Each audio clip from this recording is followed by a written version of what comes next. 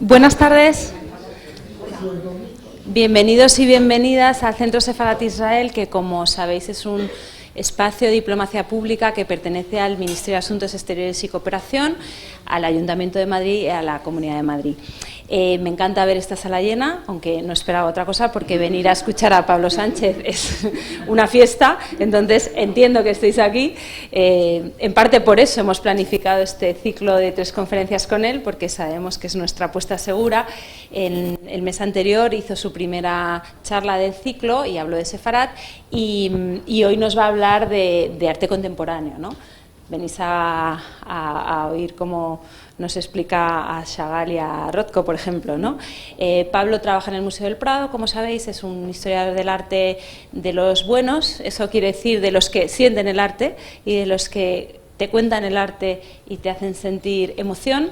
Entonces, la sesión de hoy creo que es muy interesante porque además el arte contemporáneo nos interpela a todos y nos parece a todos muy interesante, y además Madrid es un espacio yo creo que de referencia en cuestiones de arte contemporáneo. Tenemos piezas muy interesantes y tenemos museos que visitar, y creo que Pablo puede abrirnos también por ahí muchas perspectivas nuevas. Así que de nuevo, muchas gracias. Es la segunda vez que te doy la bienvenida a esta casa, pero como siempre te digo, es tu casa, no necesitas presentación porque estás aquí en tu casa y aquí tienes tu lugar. Muchas gracias a todos por estar aquí.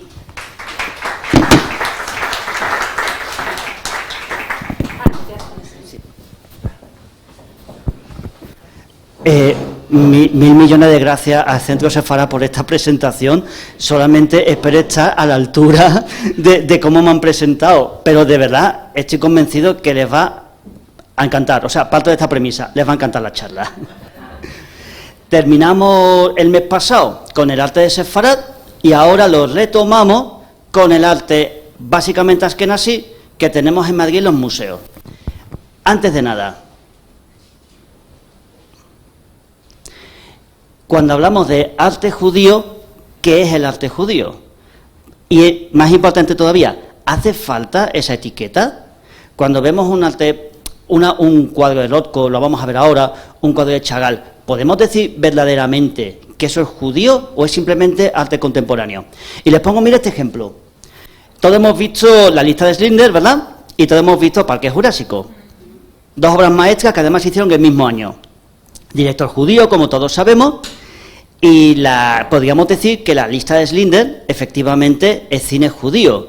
Es la mirada de un director judío sobre una coyuntura exclusivamente judía.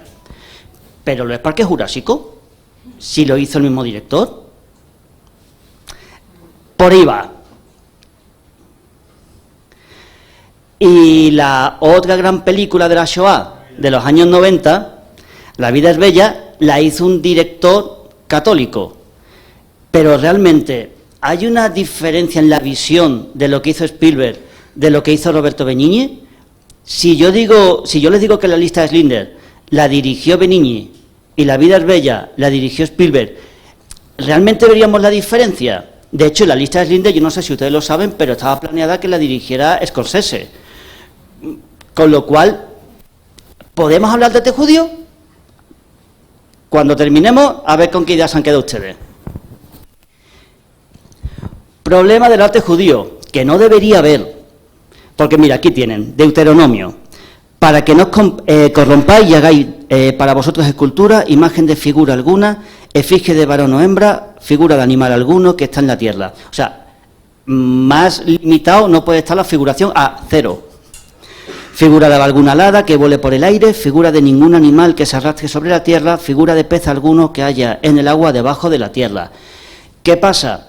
Que esta ordenanza del Deuteronomio cumplir no se cumplió, porque tienen aquí, para ilustrarlo, lo que fueron los frescos de la sinagoga. Esta sinagoga está en Siria, es espectacular, y es el ejemplo de decoración pictórica más importante y más antigua que hay del arte judío. Y como ven ustedes, muchos no estaban respetando lo que ponía la Torá. ¿Qué es lo que le pasa al arte judío? Que siempre ha estado, esto lo vimos el mes pasado, pero bueno, se lo recuerdo, siempre ha estado bajo la órbita, bajo la hegemonía de una cultura que estaba por encima, normalmente no, o bien cristiana o bien musulmana. Entonces, digamos que se asimilaba al estilo que estuviera presente. De hecho, miren, esto es arte sefardí, esto es arte español, la Gala de Barcelona, la llegada de Moshe y su familia a Egipto, y es exactamente igual que esta Huida de Egipto de Ducho de Boniseña. Lo que estaban acostumbrados. Tengan en cuenta que eran una población pequeña, una población subyugada y una población asimilada completamente culturalmente. Si los cristianos pintaban, pues los judíos también querían pintar. Si los musulmanes levantaban mezquitas llenas de yesería y con decoración de azulejos, pues los judíos querían que sus sinagogas fueran exactamente iguales. Pues al final, poquito a poco, los judíos hicieron ese arte que se suponía que no debían haber hecho.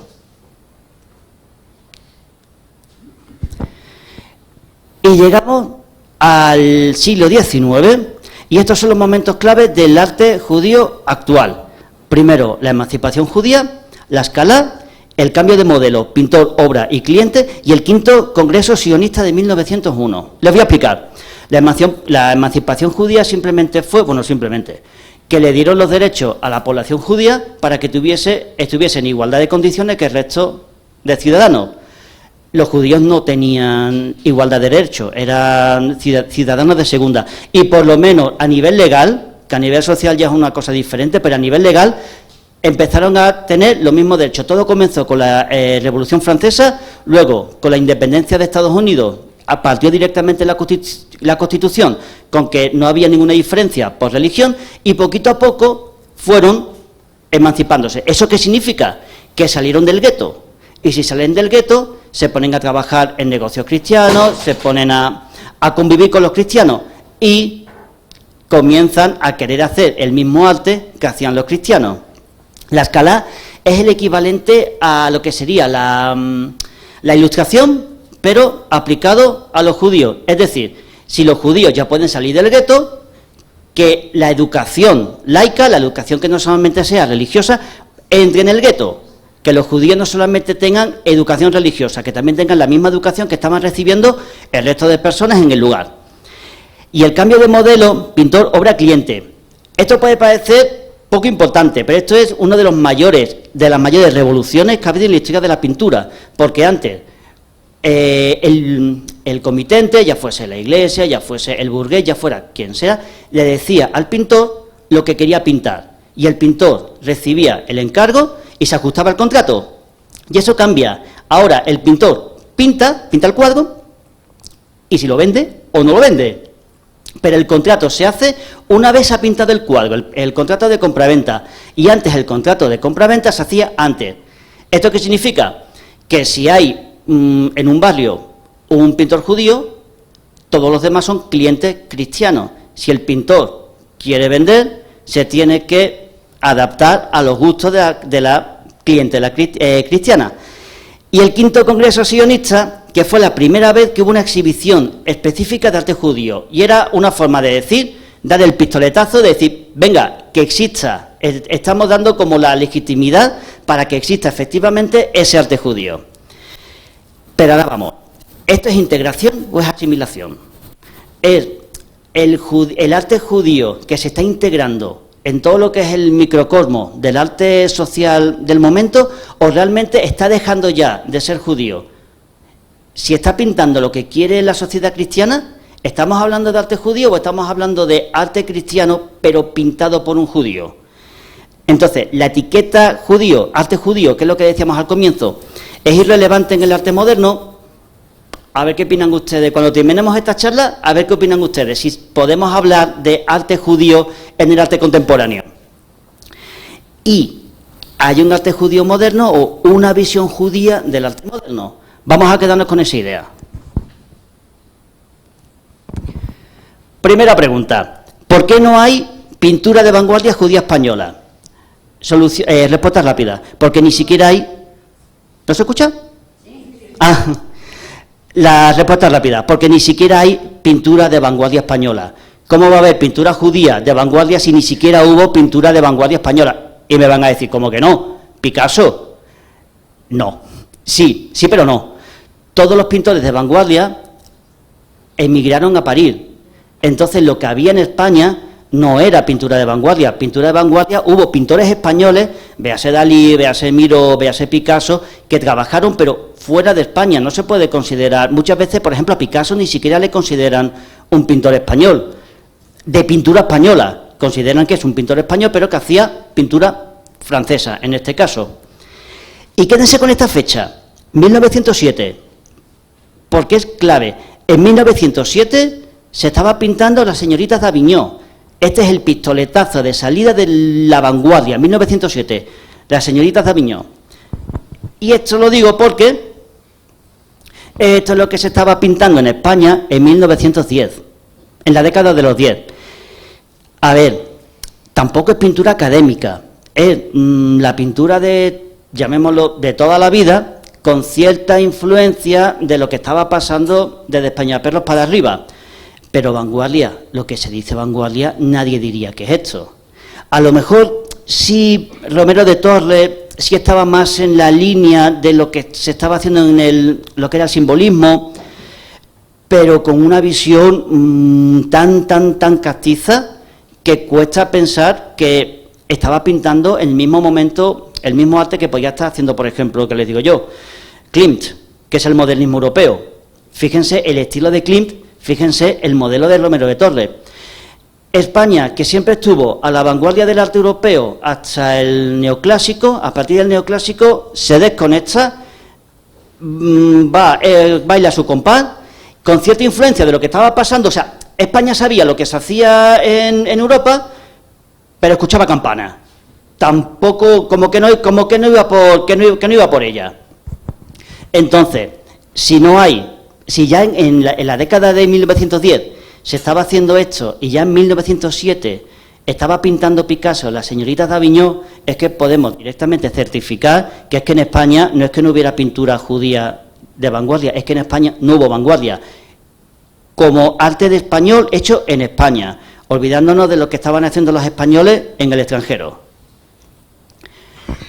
Y esto nos lleva, si no hay vanguardia en España, ¿por qué no hay museos? O sea, o los museos de arte vanguardista en España están al nivel de los grandes museos de vanguardia del extranjero. Veamos, por ejemplo, el MoMA o lo que sea el Pompidou en Francia. Pues complicado. ¿Complicado por qué? Porque tanto el MoMA como el Pompidou es una nueva creación de un museo anterior, pero digamos, para el caso, estuvieron recopilando ese tipo de obras en el momento. Reina Sofía se funda en 1992, cuando ya no quedaba nada que comprar. Una pregunta, ¿recuerdan ustedes el centenario del Real Madrid? Que perdió todo lo que tenía que perder menos la Champions. Pues bueno, el centenario del Madrid es que pasó algo parecido. Cuando el Real Madrid cumplió su centenario, perdió la Liga, perdió la Copa y todo esto le fue empañando lo que fue el gran año de Real Madrid. Pero le quedaba una bala, la bala de cañón, que fue la Champions. La Champions sí la ganó y por lo menos pudieron decir que habían ganado la Champions. Pues a España le pasaba lo mismo. Perdió todo el arte que podía haber, obras importantes, obras icónicas que podía haber en los museos españoles, pero tenía su bala de cañón, que era el Guernica. El Guernica, que directamente puede ser directamente la obra de arte de vanguardia más famosa, más icónica y más representativa de todo el siglo XX, y siempre perteneció al Estado español, al Estado español y al Museo del Prado. Tuvieron que sacarlo del Museo del Prado, porque si no fuera por eso, y perdón que me perdone Reina Sofía, ¿quién iba a visitar a Reina Sofía si no tuviese... Me estoy buscando un enemigo ahora que esto se graba, pero bueno... Si, por ejemplo, el Museo del Prado no tuviese las Meninas, perdería una obra importantísima, pero la gente seguiría visitándolo porque querría ver las pinturas negras, porque querría ver a Van der Weyden, porque querría ver al Bosco, perfecto. Pero si Reina Sofía no tuviera el Guernica, no tiene nada que lo compensara. pero bueno, tiene su champion. Ahí por lo menos, ¿eso qué tiene? Borrar eso. Sí, esto hay que editarlo cuando se grabe, por favor. Y muy bien, ahora que todos tenemos un móvil en el bolsillo y que hacer una relación artista-obra, artista-obra, artista-obra, lo pueden hacer una visita en Google y les va a salir, no tiene ningún sentido que yo empiece a decirles, Max Chagall tiene esta obra, Rothko tiene esta obra, porque uno, se les va a olvidar, a mí también, en cuanto salgamos, y realmente en una vistazo en Google lo sacan. Lo que yo quería hacer era, ya que estamos hablando de pintores judíos de vanguardia, es diferentes maneras en las que se puede aunar o esa relación entre la identidad judía y la identidad pictórica, cuáles son, no cuáles son, no, cómo puede ser esa relación y qué resultados da. Y según ese abanico de posibilidades, escoger a un pintor judío que esté representado en las colecciones de arte españolas para ilustrarlo. Tenemos o bien diálogo, aceptación, o sea, no hay ningún problema, conjuga bien la identidad judía y la identidad artística, o conflicto, la identidad judía entra en conflicto con la identidad artística. Y eso siempre va a ser por el problema ajeno. No es que un artista judío le suponga un problema ser judío para pintar, sino que el ser judío lo que supone a los demás que lo sea. Lo vamos a ir viendo.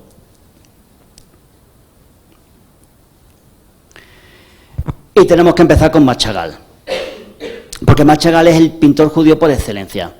Aquí tenemos, mire, se lo vuelvo a enseñar, sería el diálogo cultural, tenemos a Chagall, el diálogo religioso tenemos a Lipchitz, el diálogo político tenemos a Miriam Khan, el implícito, eso lo vamos a explicar ahora, a Modigliani, el místico a Rothko y el catalizador a Bomber. Les digo una cosa, yo estoy enamorado de Bomber, y si salen de aquí igual de enamorados de Bomber que lo estoy yo me habré dado por satisfecho. Y además van a salir, se lo aviso ya. No solamente, pero voy a decir por qué, era el pintor favorito de David Bowie. Y van a entender por qué conocer a Bomber es enamorarse de él. Y luego lo que es el conflicto tenemos por antisemitismo, lógicamente, el alemán y el soviético, que fueron diferentes en forma, en características y también en fecha.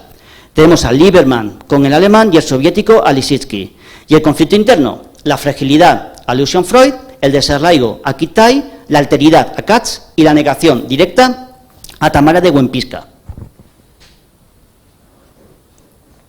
Y empezamos con Max Chagall, con la relación judeidad-artista cultural. Max Chagall viene de una pequeña... ¿Han visto el violinista en el tejado? Pues de allí salió Max Chagall. No exactamente de ese pueblo, porque seguramente se ha inventado, pero de ese ambiente. Una educación hasidí que, aunque... A ver, los hasidíes son un subgrupo de los ultraortodoxos, que es la imagen que todos tenemos de la barba, los tirabuzones, y aunque nos pueda parecer algo demasiado serio, en verdad todo lo contrario. ¿Han visto ustedes alguna vez en una película una boda judía? Ríanse de una boda gitana. O sea, aquello es la mayor festividad que se pueden imaginar, porque para el movimiento hasidí, que ya les digo es un subgrupo de los ultraortodoxos, no se puede entender la relación con Dios si no es desde un punto de vista gozoso. La religión tiene que ser placentera, la religión tiene que ser algo que te llene y que te dé felicidad. Si no te da felicidad, algo ahí está fallando. Y eso es lo que siempre vamos a ver en Max Chagall, esa vitalidad, esa alegría. Incluso cuando falleció su mujer, él la siguió, perdió a la mujer muy joven, y él la siguió representando continuamente, pero siempre no como una elegía, siempre como algo súper positivo. Era, alégrate de haberlo tenido, y no, en vez de llorar por lo que has perdido, pues él siempre la recordaba como algo súper positivo por esa educación hasidí que había tenido. Y luego, algunos de ustedes me imagino, bueno, algunos sí lo sé, pero más de ustedes, madrileños, aquí no hay muchos, ¿verdad? Poquitos. ¿A ustedes no les ha pasado que cuando vivían en su ciudad natal no tenían la necesidad de ese apego por lo propio, por lo que habían mamado desde chicos, Y hasta que no salieron y vinieron a Madrid, no empezaron a echar en falta y empezaron a identificarse y empezaron a sentir con una sensación, un sentimiento identitario hacia su lugar de nacimiento que no habían tenido hasta entonces. Miren, yo les digo una cosa, yo no colgué una bandera de Andalucía hasta que vine a Madrid, porque claro, ¿qué sentido tenía? Yo no bailaba sevillanas en Sevilla, las he bailado en Madrid, pero porque en Sevilla no lo necesitaba. Aquí es cuando lo echaba en falta. Pues eso lo tiene Chagall. Van a ver continuamente en toda la obra de Chagall elementos que van a recordar a su infancia, porque necesitaba ese sentimiento identitario de ver reflejado en su obra los lugares de chico que ya no tenía. Chagall es un artista que es muy fácil conectar con él precisamente por eso, porque ese sentimiento de nostalgia, de una manera u otra, todos lo hemos vivido, lo vamos a vivir, y esa alegría a la hora de reflejar lo que está pintando es muy difícil que no te atrape. ¿Qué tenemos de Chagall? De Chagall solamente tenemos... De Chagall solamente tenemos obra en el Thyssen. Y miren, tenemos esta Virgen con el Niño, que uno dice, bueno, ¿esto qué tiene que ver con los judíos? Pues tiene que ver con los judíos, porque si se dan cuenta, aquí no hay ningún elemento, o sea, es una maternidad, es una mujer, por nuestro bagaje cultural, entendemos que es una Virgen con el Niño, pero si a lo mejor un budista simplemente estaría viendo una maternidad. Esto es una cosa que hace mucho Chagall. Toma elementos cristianos, es normal, él estaba en París. 1, su clientela era cristiana. 2, lo que estaba viviendo era ese mundo cristiano, ya se había separado de lo que era su pueblo judío. Entonces toma elementos cristianos, pero los descristianiza. Y en este caso lo descristianiza quitando todas las referencias a la Virgen María. Y aquí, estos no están ni en el Reina Sofía, solamente lo pongo como ejemplo. Ojalá esto lo tuviéramos aquí en España. Cristo, pero fíjense que tenemos aquí. ¿Ven el cursor, verdad? Una Torá. Y aquí tenemos el paño. Es el paño ceremonial judío. Es el talid. ¿Qué es Jesús crucificado para Chagall? El judío que sufre. Toma a Jesús y dice, si Jesús era un judío, pues lo voy a representar como lo que era. Lo descristianizo y me lo vuelvo a reapropiar como lo que fue siempre, como un judío que en un momento de persecuciones a los judíos, bueno, fíjense en qué fechas estamos, pues él representa siempre a Jesús como símbolo del pueblo judío que está sufriendo por el cristianismo.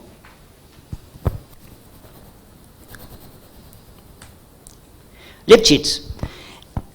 Lipchitz es de los poquitos casos que tenemos de pintura directamente religiosa judía.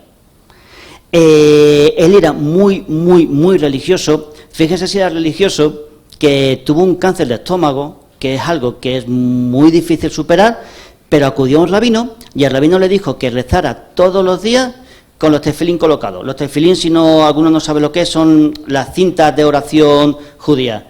Pues se curó. Entonces, no sé por qué se curó, pero se curó. Y eso lo que hizo fue reafirmarle más en toda su religiosidad. Y también Lipchitz tiene una relación curiosa con España. Él llegó a España en 1914 y esto lo convierte en el primer pintor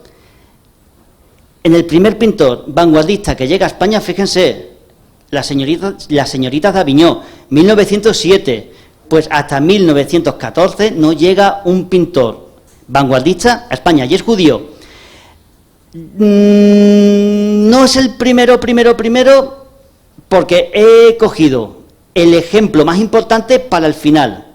Pero quédense con que en 1914 ya había pintores vanguardistas en España, judíos. Y luego él pudo, una vez que regresó, él estuvo en Marbella, todo lo lleva Andalucía, en Mallorca. Y luego volvió a Europa y pudo escapar de la persecución nazi gracias a que fletaron un barco español que lo llevó a todos los judíos a Lisboa, y de Lisboa pudieron escapar a Nueva York. Entonces, como no había ninguna obra de Lipchitz en España, sus descendientes, y por esta relación que tuvo Lipchitz con España, donaron una serie a Reina Sofía, una serie de bocetos de obras que él había realizado. La más importante es esta, el Árbol de la Vida, que es un monumento que está ahora mismo en Jerusalén. Y fíjense a ver si lo ven bien.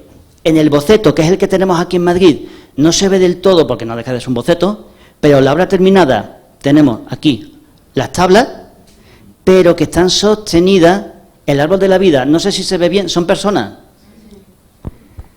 Es una representación de la resiliencia del pueblo judío, que por más que le pase y por más que sufra y por más que intenten destruirlo, siempre va a sobrevivir. Y ese árbol de la vida lo están formando el propio pueblo judío, siempre con el componente identitario mayor, que son las tablas de Moisés, y todos hacia arriba. ¿Ven las manos alzándose al cielo? A lo mejor incluso en el boceto se ve un poquito mejor. Y siempre hacia arriba, y siempre germinando como los árboles, y siempre dando frutos como los árboles. Eso para Lipchitz es el pueblo judío.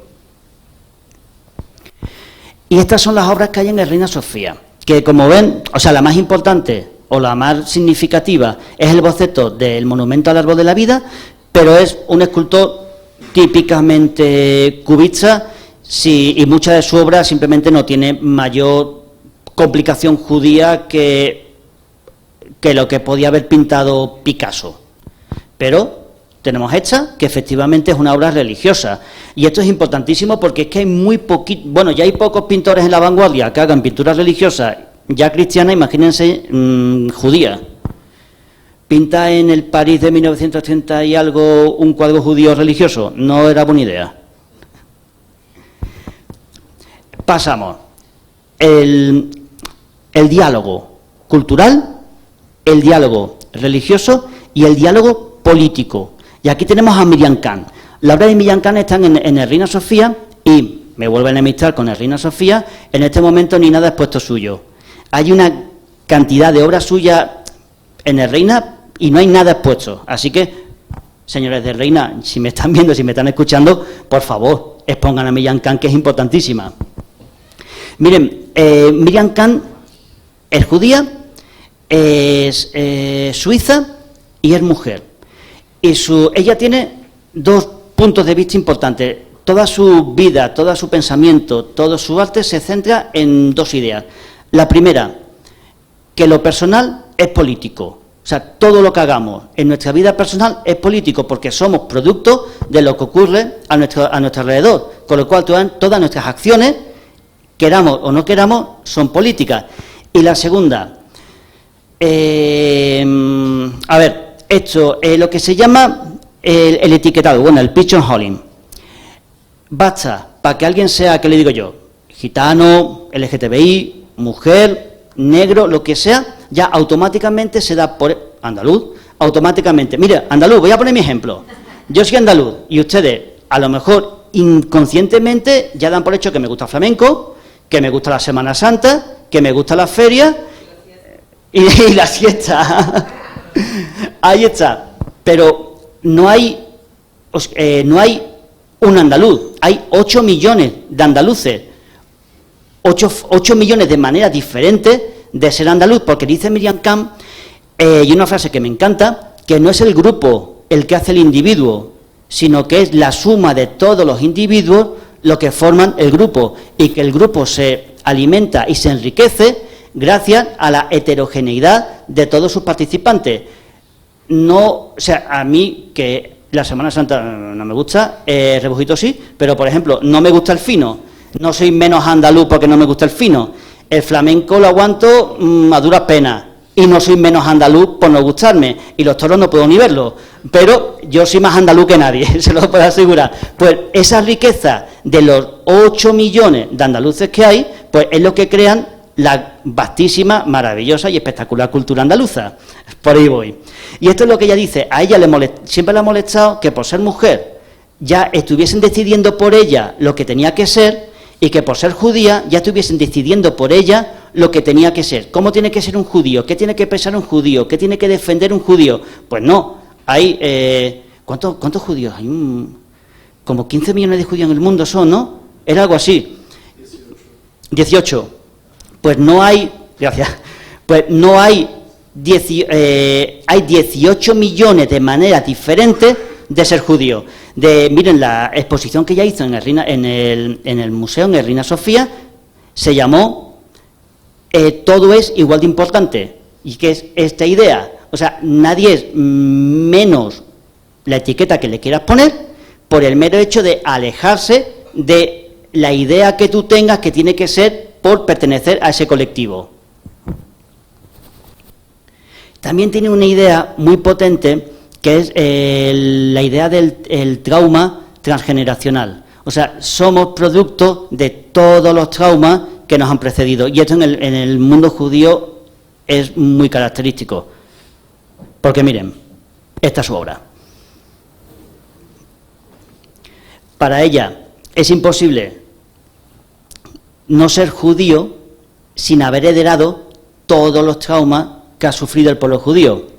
Y eso también, según ella, hace que el pueblo judío sea especialmente sensible a las catástrofes de su alrededor. Porque aunque tú no hayas vivido la Shoah, se te ha quedado en el ADN. Y eso te tiene que hacer más sensible a las mini Shoah. No, tampoco quiero banalizar el término. Pero bueno, creo que me están entendiendo, ¿verdad? Pues miren, tiene 11 obras en el Reina Sofía y no hay ni una expuesta en este momento. Ninguna expuesta.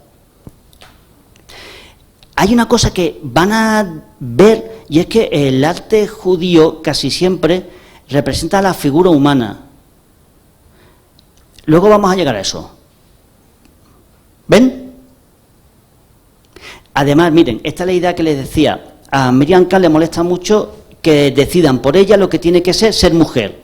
Entonces tiende a hacer o bien personajes masculinos y femeninos neutros, porque dicen que sea la mujer y que sea el hombre quienes decidan cómo tienen que ser, no lo elijas tú por ellos, o directamente andróginos, cuerpos femeninos masculinizados y cuerpos masculinos feminizados, para romper esa idea de lo que se supone que tiene que ser algo. Es una artista, está viva, interesantísima.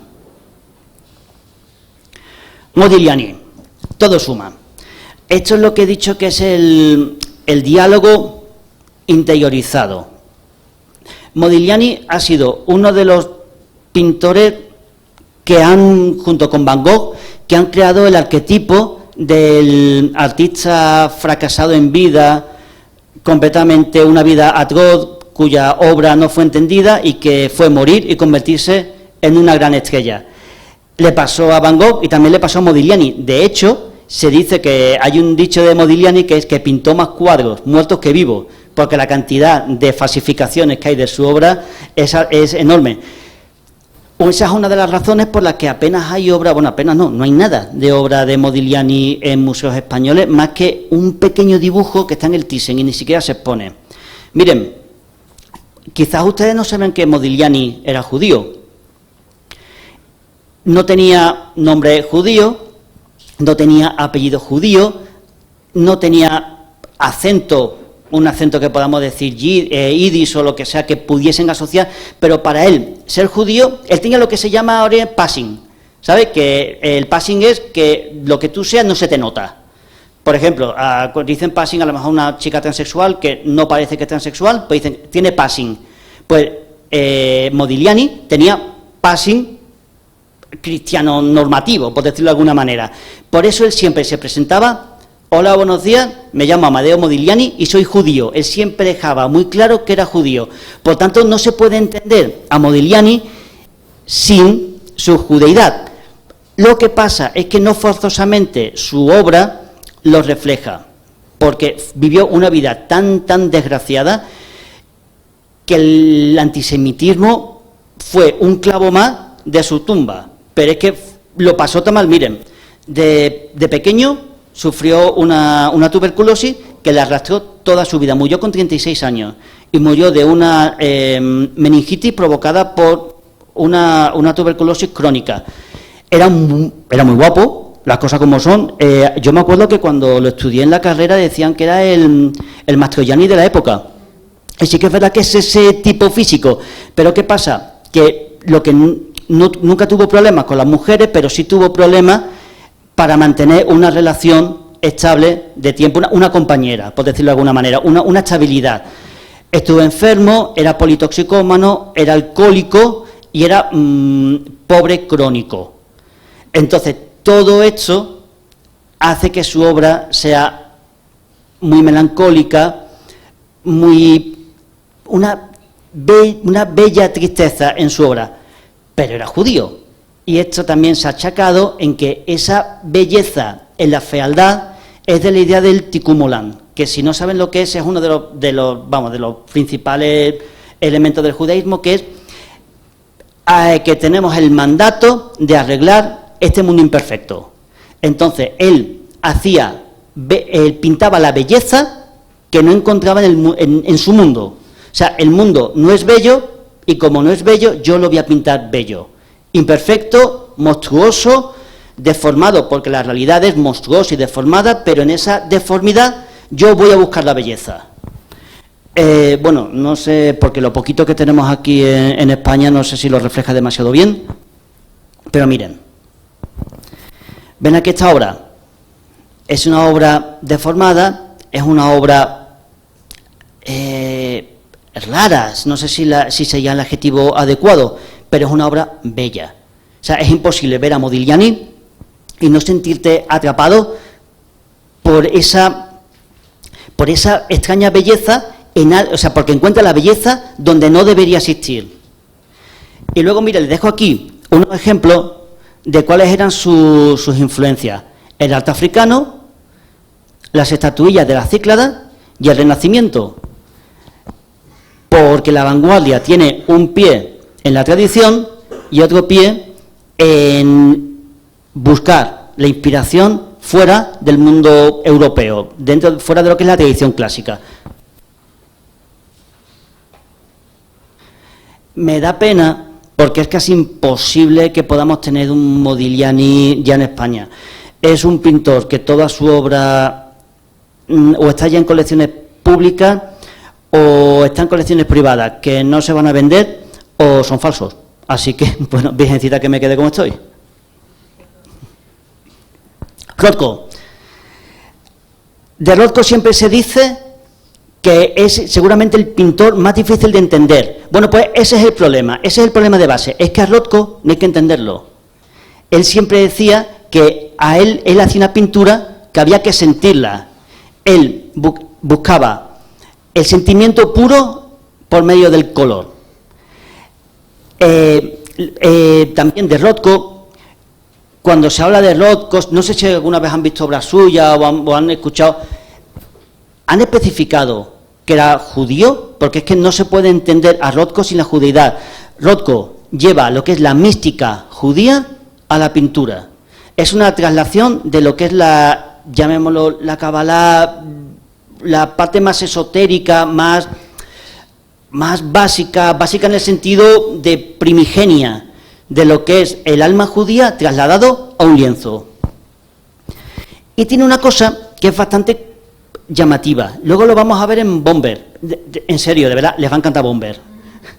Él llega a la Segunda Guerra Mundial y él había hecho siempre pintura figurativa. Y después de ver lo que fue la Segunda Guerra Mundial y lo que fue la Shoah, dice, no quiero volver a ver a un ser humano. Y todo lo que pinta ya es expresionismo abstracto, ya es arte no figurativo. Importante, miren que esta frase que pone aquí, la pueden leer bien, ¿verdad? Los cosacos se llevaron a los judíos del pueblo hacia los bosques y les hicieron cavar una fosa común. Imaginé esa tumba cuadrada, tan claramente que no estaba seguro si realmente la masacre ocurrió durante mi existencia. Siempre estuve atormentado por la imagen de esa tumba y que de alguna manera profunda estaba encerrada en mi obra pictórica. Esto es lo que tienen que ver para entender a Rothko, porque miren, esa fosa común está en toda su obra. Hay dos obras de Rothko en España, en Madrid, y va a haber una más, porque no sé si saben que Pérez Simón va a abrir la fundación, su colección privada, se va a abrir ya al público y va a ser en el propio Paseo del Prado, va a haber un nuevo museo de arte contemporáneo, sería más bien un nuevo Thyssen. Y no toda la obra que les voy a exponer está ahora mismo expuesta en el Reina Sofía y en el Thyssen, sino que en algún caso también estoy llevándome a lo que va a ser la colección de Simón Pérez. Simón Pérez, no, Pérez Simón. Uy, bueno, ¿cómo es esta obra? Miren, su profesor le enseñó a usar el arte como expresión religiosa. Él usaba el color para expresar un sentimiento religioso. El arte de Rothko es completamente religioso, por eso yo me acuerdo que decían que era, a mí me explicaron que habían que entender que era zen. Y decir, hombre, zen, budista, Rothko no es que fuera. Pero bueno, me imagino que era una manera sencilla de explicarte que ante una obra de Rothko no tienes que entenderla, simplemente tienes que como que te atrape y sentirla. Y ven, Rothko es la expresión pictórica de la mística judía, interesado en la mitología y el psicoanálisis. El psicoanálisis. ¿Quién inventa el psicoanálisis? Freud. ¿Qué era Freud? Judío. ¿Por qué lo inventa Freud, que era judío, y por qué llama tanto la atención el psicoanálisis en la comunidad judía? Porque creo que aquí todos hemos visto películas de Woody Allen, ¿verdad? Pues el tópico tiene algo de realidad. Miren, por un lado, la comunidad judía tiene muy interiorizado el tema de la autoexploración, la introspección, pero también le voy a poner dos ejemplos, porque no sé si algunos de ustedes conocerán lo que es la ceremonia religiosa judía, algunos de ustedes la católica, pero puede que no sepan exactamente, hayan conocido las dos. Una de las principales diferencias, porque no se parecen en nada, pero una de las principales diferencias está en lo que sería la homilía cristiana y el debat judío, que es la explicación del pasaje bíblico. Pues en la misa cristiana, el sacerdote lo que hace es dar una visión moral, un mandato moral, a partir de lo que está escrito en la Biblia. Pero en la sinagoga lo que se hace es dar una visión personal, la persona que está oficiando en ese momento hace una visión personal, lo que significa para esa persona lo que está escrito. Entonces, es como coger un texto, llamémoslo abstracto, no sé si es la palabra, pero bueno, se me entiende, un texto abstracto, y de ese texto abstracto extraes lo que significa para ti o que hay de ti personal en ese texto. Por tanto, cuando en la Iglesia, seguramente en todo el planeta, la explicación, la homilía, si no es igual, será muy parecida, porque no deja de ser un mandato moral, pero no va a haber dos sinagogas en todo el planeta que la persona que esté celebrándolo esté dando la misma, que no es explicación, es que esté compartiendo lo que significa para sí mismo lo que está escrito. Y esto no es tan distinto a lo que es el psicoanálisis. Te cogen el sueño y ahora, ¿qué hay de ti en esa ensoñación, en esos símbolos que te están apareciendo por el subconsciente? Por eso, no es que el psicoanálisis sea inherente al judaísmo, pero era más fácil que el psicoanálisis apareciera en un contexto judío que en un contexto cristiano. Y también pasaba una cosa, ¿por qué a los judíos le atrajo el psicoanálisis? Pues porque no les dejaban que les gustara la ciencia bien vista. A los judíos, si querían interesarse en lo que era medicina, lo que era, que le digo yo, cirugía, cosas así, bien vistas, pues siempre iban a tener más recelo. Porque no sé si ustedes saben que hasta los años 20 la Universidad de Harvard tenía un cupo para judíos. O sea, solamente podían entrar X judíos y no podían ir más que eso. Pues como los judíos tenían vetada la ciencia bien vista, pues se refugiaron en la que le dejaron el psicoanálisis, que era nuevo, que no estaba bien valorado por lo que era la élite cultural del momento, y por eso Woody Allen nos ha dado una filmografía espectacular. Y les dejo aquí, por ejemplo, esta imagen de cómo era Rothko pintando antes de la Segunda Guerra Mundial. Fíjense qué diferencia. Un pintor completamente convencional llega a la Shoah y hace una obra completamente personal, una obra que no se parece absolutamente a nada y una obra que no hay que entender, una obra que tiene que sentirla. Uy, perdón, y hemos llegado a Bomber. Miren, Bomber, como les estaba contando, era el pintor favorito de David Bowie. Y de hecho fue David Bowie el que consiguió darle el boom que tiene ahora Bomber. Él era el 11º hijo de una familia ortodoxa, así que se pueden imaginar que el dinero en esa casa no funcionaba muy bien.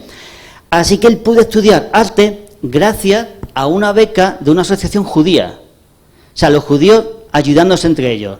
Y él luego, una vez que terminó su formación, se afilió al grupo artístico Whitechapel Boys. No sé si les suena a ustedes lo de Whitechapel. Era el barrio de Jack el Destripador. Era el barrio, no era el barrio judío como tal, pero sí que era el barrio de Londres que tenía más población judía. Ya no había judería, lógicamente, pero sí era el barrio en el que estaba mayor población judía concentrada porque era uno de los barrios más pobres que había en todo Londres.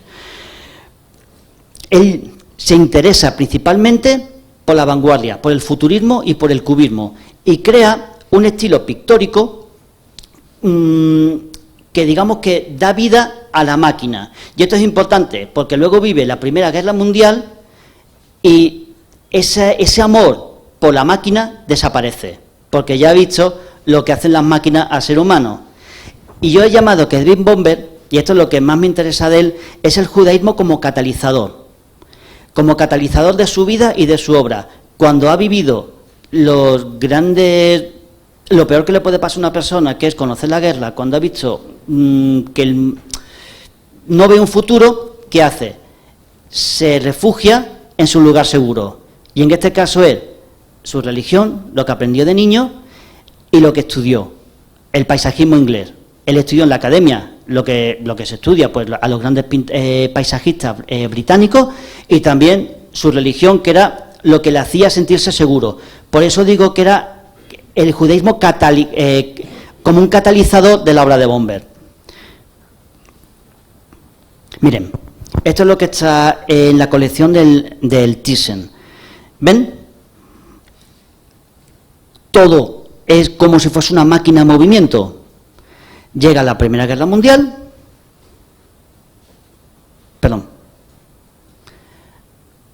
y se vuelve a la pintura paisajista y al judaísmo. ¿Les suena esta imagen? De Ronda. Les decía que a mi Bomber me encantaba. Viajó por toda Europa y ¿dónde se quedó? En Ronda. Tuvo a su hija. Su hija es malagueña, bueno, ya no está, pero su hija era malagueña y él tuvo toda su vida. Él, cuando volvió al Reino Unido, él siempre quiso volver a donde más feliz había sido, Andalucía. Al final lo hizo. Lo que pasa es que enfermó y se lo llevaron mal hecho, se llevaron a Gibraltar y en cuanto llegó al Reino Unido murió. Yo pienso que si se hubiese quedado en Andalucía le habría ido bastante mejor. Y miren, esto es lo que le comentaba del judaísmo como catalizador. Él siempre vuelve a su identidad judía cuando tiene algún problema, cuando no sabe por dónde seguir, cuando no ve un futuro, vuelve al lugar seguro, ya sea sus conocimientos en pintura paisajista a la hora de pintar o su identidad judía. Aquí tenemos esta obra de 1955, Shema Israel, que significa escucha Israel, que sería el equivalente en el cristianismo al credo. Es como la profesión de fe en el judaísmo. Y es un sacerdote, no, estoy diciendo, un religioso orando. Tienen aquí, ¿ven? Las tablas con la escritura, las dos manos que la está sosteniendo. Y la visión de Ezequiel. Miren, esto era todavía en su primer momento, 1912. ¿Conocen la visión de Ezequiel? ¿Qué es lo que es? Es cuando en el exilio a Babilonia miran hacia atrás y ven que Dios les está acompañando. Y era una forma de decir, porque en la antigüedad estaba completamente ligado el Dios o el Dios que fuera al templo al que estaba dedicado. Dios vivía físicamente en el templo. Claro, ¿qué pasa? Que durante el exilio en Babilonia, el pueblo de Israel pierde el contacto con su propio templo, con su propia tierra. Y era una forma de decir, de Dios de decir que no se preocuparan, que Dios no vivía en el templo, sino que Dios vivía en el pueblo de Israel. Y donde estuviese el pueblo de Israel, estaría Dios. Y eso es justamente lo que está representando. Aquí no hay carro, aquí no hay Dios, aquí no hay nada. Aquí lo que hay, gente en movimiento. ¿Qué es lo que estaba viendo Ezequiel, según Bomber? No estaba viendo a Dios, estaba viendo al pueblo moverse. Y donde el pueblo estuviera, estaría siempre Dios. Siempre estaría el pueblo de Israel unido. Ahora díganme, ¿a qué les ha encantado Bomber? Bomber estuvo viajando por todo el mundo y de hecho llegó a lo que era el protectorado británico de Palestina, y el movimiento sionista le intentó, como él era paisajista, como que retratara, que fuese el retratista oficial del movimiento sionista, pero a Bomber no le interesó. Bomber decía que no era su sitio, que él no quería ir a Palestina, sino que él quería seguir recorriendo dónde estaba su lugar, y su lugar estaba claramente en Andalucía. Vale, pues hemos pasado del diálogo, tengo una identidad judía, tengo una identidad artística, y ambas, de una manera u otra, se coexionan, a el conflicto. Empezamos con Lieberman, lo he llamado moderno pero judío. Y es que él tenía su familia, venía de una familia bien, su educación fue laica, pero su visión del mundo era judía. Lo van a ver a continuación. Él siempre estuvo buscando qué pintar, cómo moverse, qué hacer. Él siempre estuvo buscando el éxito, un éxito que nunca le llegaba. Conoció primero lo que fue la pintura francesa. Él fue el quien llevó tanto la pintura francesa del realismo a Alemania, como posteriormente el impresionismo. Pero no funcionaba, y no funcionaba por esto. Este fue su trauma, que para las élites culturales era demasiado judío. Porque cuando estaba pintando pinturas realistas, claro, él pintaba temas cristianos, pero lo pintaba con el ojo de un judío. Miren, aquí tenemos, ven el cursor, ¿verdad? Esta es la obra terminada, porque la obra original es esta. Esto es con rayos X, están viendo a Jesús dialogando con los profesores de la escuela judía, tal cual, en el templo, están todos dialogando y conversando. Aquí no hay un predominio y aquí no hay un protagonismo de la figura de Jesús con respecto al resto de personas que están en el templo. Están todos dialogando en igualdad de condiciones. Importante, está descalzo. Lo tuvo que corregir. Y criticaron, que dijeron que nunca se había pintado un Jesús más feo. Y el pobre mío tuvo que tuvo que pintar y hacer una serie de correcciones sobre su obra original, haciendo a Jesús, bajándole la falda, haciéndole el pelo largo rubio, poniéndole los zapatos y iluminando más la zona en la que está él, para que se viese un contraste entre la supuesta verdad que tenía él y la ceguera que tenían los demás. Porque esta era la representación tipo de Jesús en el templo que estaban esperando todo el mundo. Jesús completamente dominando la escena y todos los demás escandalizados de que él conoce la verdad y los demás no. Pues vean la diferencia. No le funcionó la pintura realista. Así que se fue a Francia y descubrió el impresionismo. Una vez que descubre el impresionismo, vuelve a Alemania y ahí ya le llega el éxito. Pero lo que digo, él es moderno, él hace pintura vanguardista, pero es judío. Y aunque a priori la pintura, que le digo yo, la pintura impresionista no tiene nada que te pueda llevar del judaísmo, cuando tiene ocasión pinta el barrio judío de donde esté. Si tiene que, o sea, lo que más le llama la atención a la hora de pintar es precisamente el barrio de sus compañeros.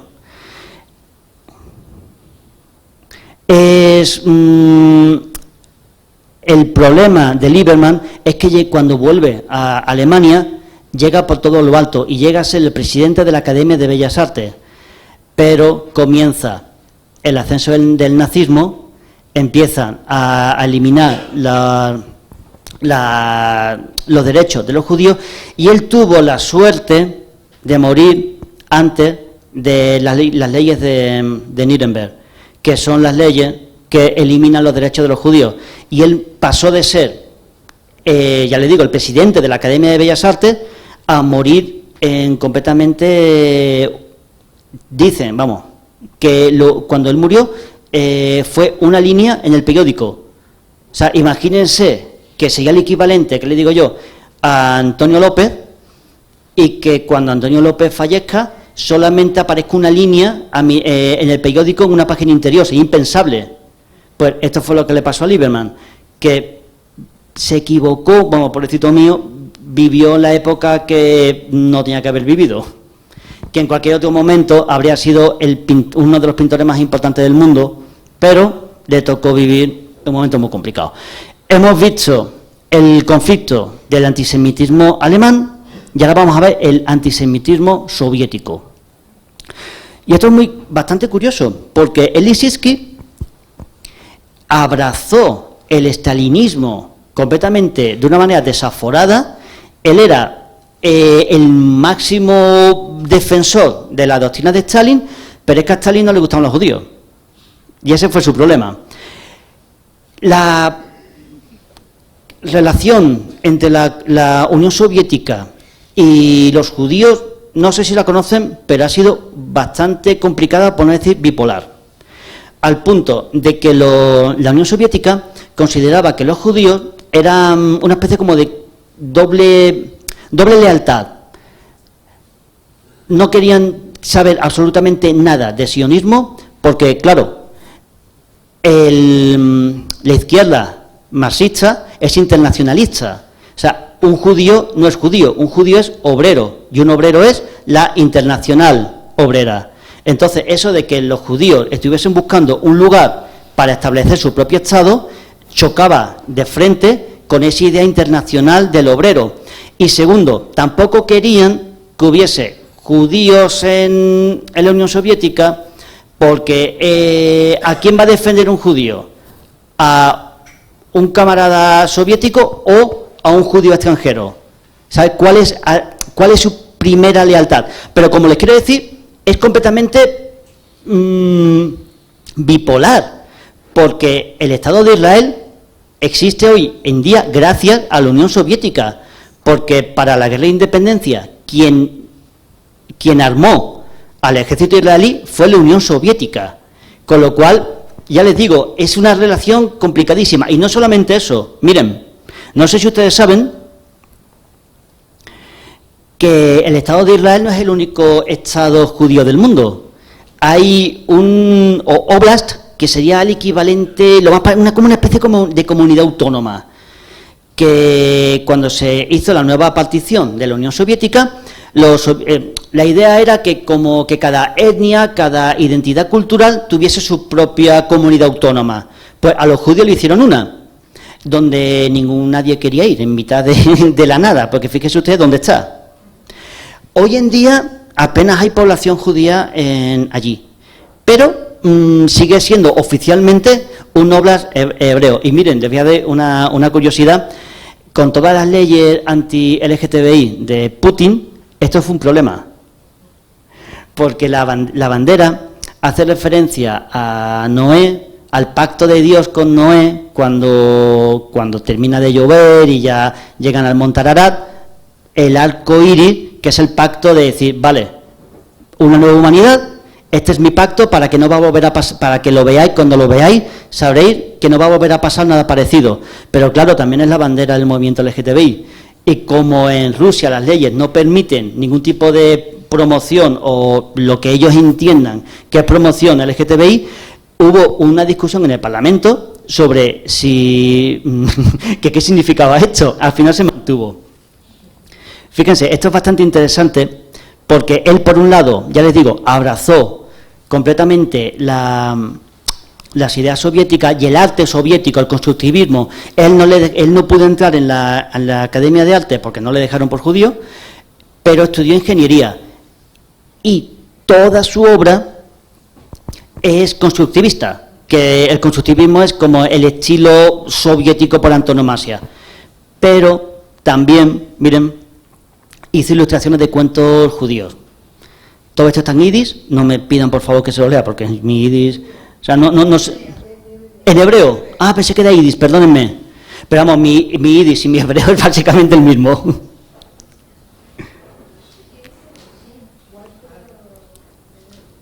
¿Lo leen? Bueno. Lucian Freud. El judaísmo como el yo inestable.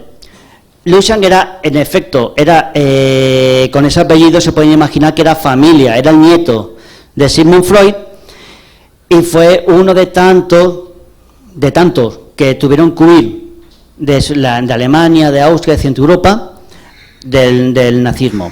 No hay una identidad judía como tal, pero sí se ha leído que su obra la refleja de una manera inconsciente, porque lo que tiene Lucian Freud es esa importancia de la figura, esa como reivindicación del ser humano, decir, no, soy persona, o sea, a mi pueblo lo han deshumanizado, pero yo soy persona, y todos los que me rodean son personas.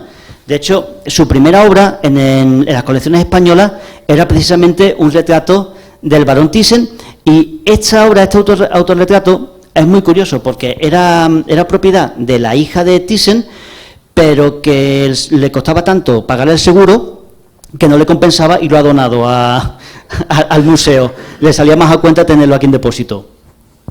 Entonces, toda su obra muestra ese componente psicológico, ese componente inestable. Aquí lo pongo, el cuerpo como realidad física, no como mito heroico. Sí, es raro en el sentido de enradecido, de el ser humano no hay quien lo entienda. Él decía que él era judío, que él sabía que era judío, que no era algo en lo que pensara, pero que no podía evitar serlo. Entonces, su obra, por tanto, no es expresamente judía, pero no puede evitar serlo. Mira, Kitai. Kitai es algo parecido a lo que estaba hablando al principio de Imran Khan, en el sentido de que se supone que un judío tiene que ligarse a Israel, pero él era todo lo contrario. Él decía que el estado natural del judío era la diáspora, justo lo contrario, porque decía que lo que ha engrandecido al pueblo judío por encima de todos los demás ha sido precisamente el haber estado en todos los países y el haber conocido lo bueno de cada país, que ha enriquecido el conjunto. Es algo similar, como venga a lo que decía Imran Khan, todo lo que aprendía un judío español de un judío ruso, el español lo aprendía del ruso y el ruso lo aprendía de español, y que sin embargo reunir a todos los judíos en el mismo sitio iban a dejar de estar conectados con esa especie como de autopista de conocimiento y de cultura que supone la diáspora. Esto es algo parecido al escritor, ¿conocen a Oz, el escritor israelí que ganó el Sí, ¿verdad? Él decía que al final Israel era volver al gueto, que habían hecho un gueto de un país, y él es israelí, es curioso, pero también es esa reivindicación de la diáspora, de decir, aprendemos todos de todos. Y esto se va a ver, miren, bueno, él lo pasó, bueno, este hombre tuvo una vida también espantosa. Vivió la Shoah, su mujer se suicidó, su hijo murió con 10 años y nunca encontró la valoración de la crítica. O sea, no, ahora se entiende su obra, porque miren, segundito, miren, toda su obra tiene que ver con la diáspora, de una manera u otra. Miren los títulos: ¿Conoces el país? Donde el ferrocarril se aleja del mar. Todo lo que pinta siempre tiene que ver con una partida, con un viaje, con el judío. De hecho, él se llamaba a sí mismo el judío errante. También estuvo en España y conoció la obra de Velázquez y de Goya. Miren, esta obra, que no está, debería estar en el Prado, pero para sorpresa de nadie está en la National Gallery. Y como ven, es una obra basada en esta obra de Velázquez. Pero bueno, le interesaba más Goya, como se pueden imaginar, que es un pintor que a la vanguardia tenían una conexión mayor con Goya que con cualquier otro pintor. Y miren, el Greco de Esmirna, de una visita a Londres, siempre es el judío moviéndose. Esto está en el Thyssen. Y Alex Katz. Miren, les voy a poner el judío no judío. Este es el judío que está buscando de una manera inconsciente la aprobación del WAPS, lo que llaman WAPS, el White American Protestant, o sea, hombre protestante blanco. Él es judío, pero quiere mostrar una imagen de la no judeidad. Es algo parecido a cuando los grandes estudios de cine en Hollywood, que fueron todos fundados por judíos, pero la obra que hacían, las películas que hacían, era el gran héroe americano. No había ninguna reivindicación de la identidad judía en estas películas del cine clásico norteamericano, ni de la Fox, ni de ninguna, bueno, ahora no me acuerdo de otra, ni de Warner, ni de ningún tipo ni de ninguna otra, perdón, sí, todas estas eran fundadas por judíos, pero la imagen que querían dar diluirse en la imagen del protestante blanco, y eso es literalmente lo que hace Katz. Por eso su obra tiene este punto impersonal, porque representa el hombre blanco que no es, que quiere ser, pero no es.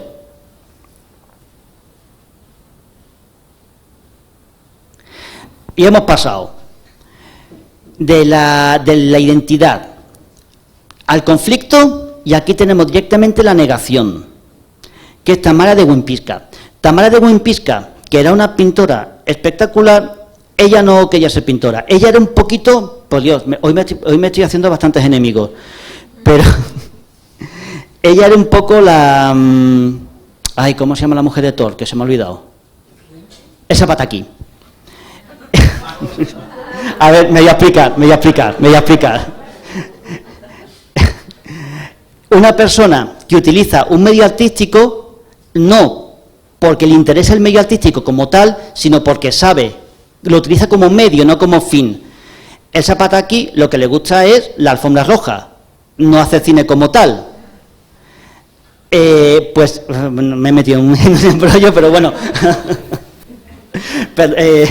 Perdóname, Elsa, si me estás escuchando, pero bueno, me vas a dar la razón, pero bueno. A ver, Tamara de Wimpicka le pasaba lo mismo. A Tamara de Wimpicka lo que a ella le gustaba era la buena vida. No le gustaba no tanto la pintura, y eso que era una pintora espectacular. De hecho, Tamara de Wimpicka tiene algo que no todo el mundo consigue, que es que representa un momento, representa un estilo pictórico. Si alguien piensa en el Art Deco, automáticamente está pensando en ella. Ella siempre negó su identidad judía y, de hecho, ella presentó siempre a su hija como católica. y su hija tuvo que huir de los nazis en un barco hasta Nueva York porque católica no era. Una vez que llegó a Estados Unidos, intentó seguir su trayectoria pictórica, pero claro, ya el Art Deco en los años 40 ya estaba completamente pasado de moda. Como no le interesaba tanto el arte, sino vivir bien, se buscó un marido rico y a vivir la vida. Pero Tamara de Buenpisca ella pinta la persona que le gustaría ser, no la persona que es. Ella está representando a la mujer rica, no judía, que le gustaría haber sido. Y esta es la obra de Pérez Simón, y vamos a decir Simón Pérez, de Pérez Simón, que vamos a tener en Madrid, que todavía no está. Pero esta sí que la tiene en su colección Pérez Simón.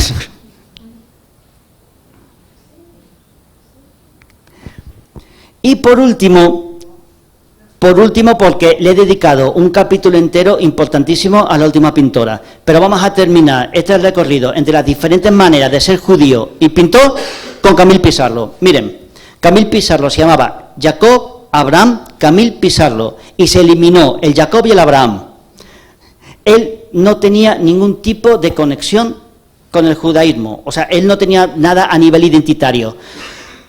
Pero esta es lo que yo he llamado la inevitabilidad de ser judío, que es de una manera u otra, al final el judaísmo te atrapa, te persigue. Y lo tenemos con esta obra. En la Rue Saint-Honoré, por la tarde, efecto de lluvia. Porque esta obra está en litigio, porque es una de las obras robadas por los nazis.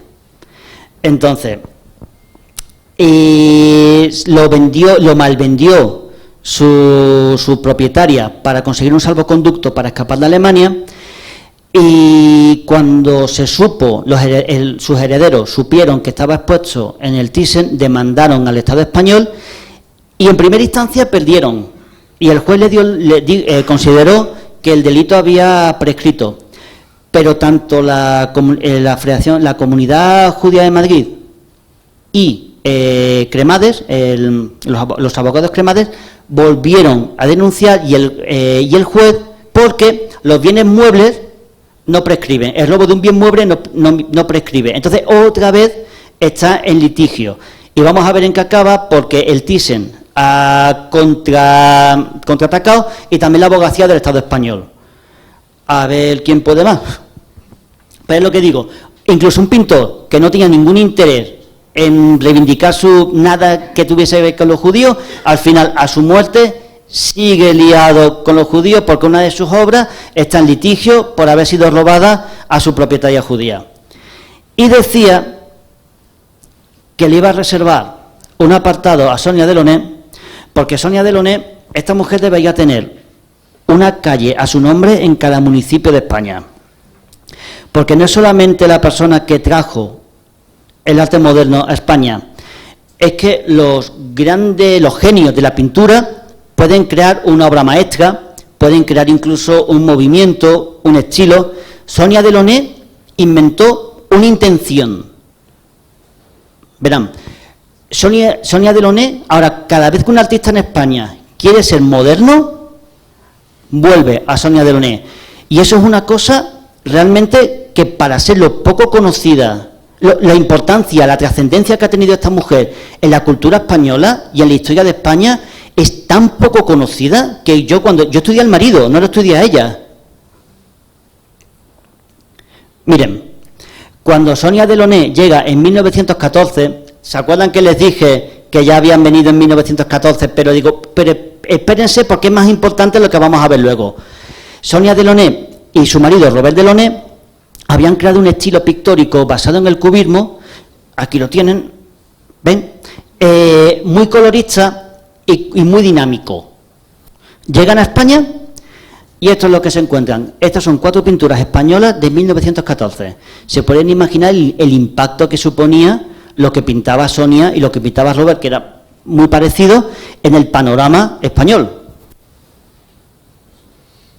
Nada que ver. Esto es lo que pintaba ella. Se volvieron locos.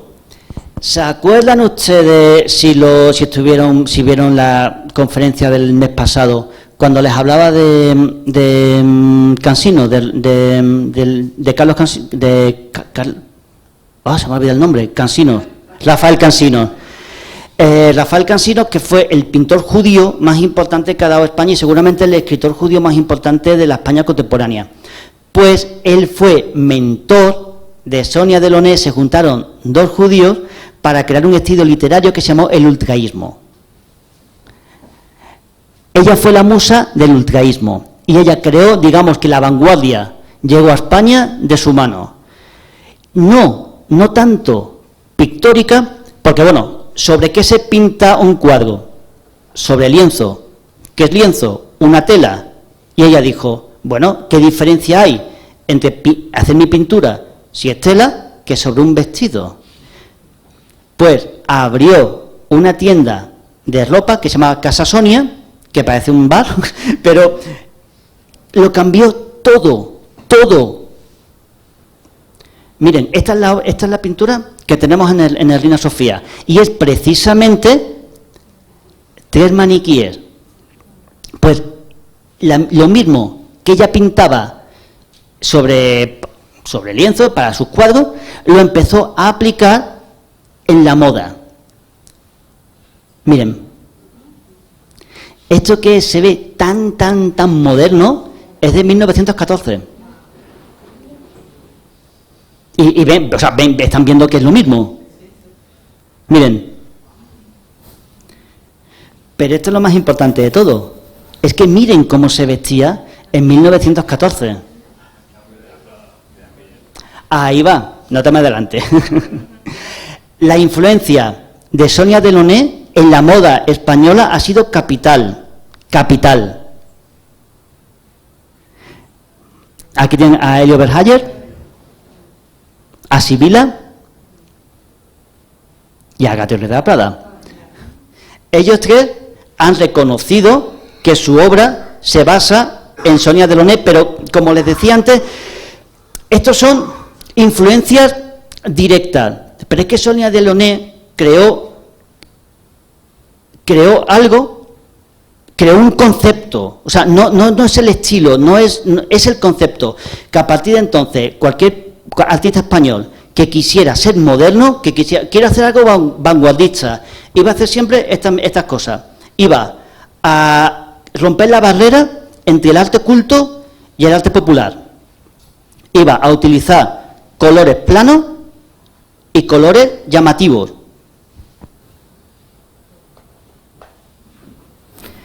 Siempre que vean, es que piensen automáticamente en cualquier obra de arte española, Mariscal, por ejemplo, cualquier obra española que busque ser moderna, está automáticamente reproduciendo los mismos preceptos que trajo Sonia Delaunay a España.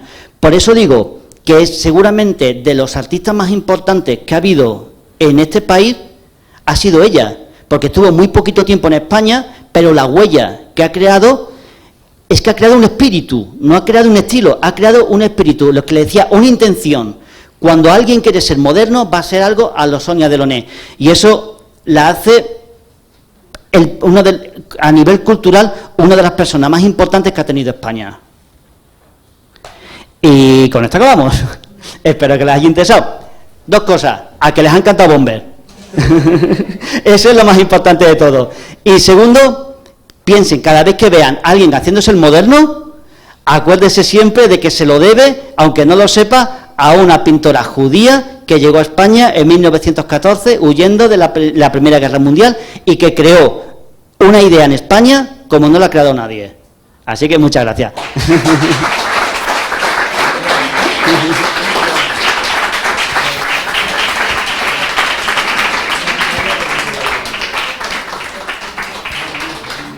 Muchas gracias. Si tienen algo que comentar o alguna duda o alguna sugerencia, encantado. ¿Alguna pregunta? Sí, va a haber una tercera. No el día 25 del mes que viene, porque cae en sábado, si no más recuerdo es el día 22. Y va a ser una visión judía al Museo de Colecciones Reales. que va a ser interesante porque el Museo de Colecciones Reales comienza en el momento en el que se supone que ya no hay judíos en España. Pues aún así se puede ver con una visión judía. En España es imposible, te pones las gafas de ver judías y ves judíos por todos lados. ¿Queréis hacer alguna pregunta? ¿Animaros? Pero que me sepa. Bueno, pues muchísimas gracias.